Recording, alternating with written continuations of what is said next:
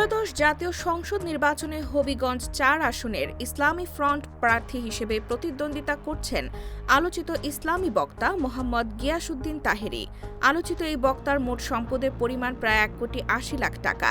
আর আয়ের প্রধান উৎস ব্যবসা, কৃষি এবং ব্যাংক আমানতের সুদ।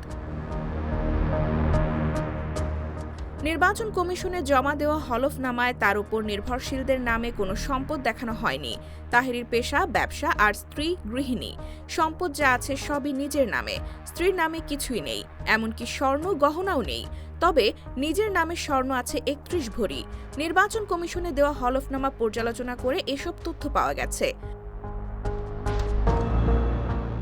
হলফনামায় তাহেরী উল্লেখ করেছেন আয়ের খাত ব্যবসা, কৃষি এবং ব্যাংক সুদ। কৃষি খাত থেকে বছরে আয় হয় ২৬,৪০০ টাকা, ব্যবসা থেকে আয় করেন ৭,৯১,০০০ আর ব্যাংক সুদ থেকে পান ২২,৮৯২ টাকা। অস্থাবর সম্পদ হিসেবে নগদ অর্থ আছে ৪১,২৮৬ টাকা, ব্যাংকে জমা আছে ৭,৬৩,৬০৬ টাকা, স্বর্ণ আছে ৩১ ভরি যার মূল্য ৬ লাখ টাকা, আসবাবপত্র আছে ৩৫ লাখ টাকার। স্থাবর সম্পত্তির মধ্যে কৃষি জমি আছে ১,৩২,৩৯,০০০ টাকার, যার বর্তমান মূল্য ১,৬০,৩৯,০০০ টাকা দেখানো হয়েছে। তবে তাহেরীর স্ত্রী বা নির্ভরশীলদের কারো নামে কোনো সম্পদ, গহনা, আসবাবপত্র, নগদ টাকা কিছুই নেই।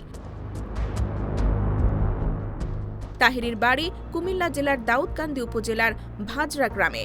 হবিগঞ্জের মাধবপুরে তার শ্বশুর বাড়ি। সেই সূত্রে তিনি ওই আসনে প্রার্থী হয়েছেন। IBTV USA, New York।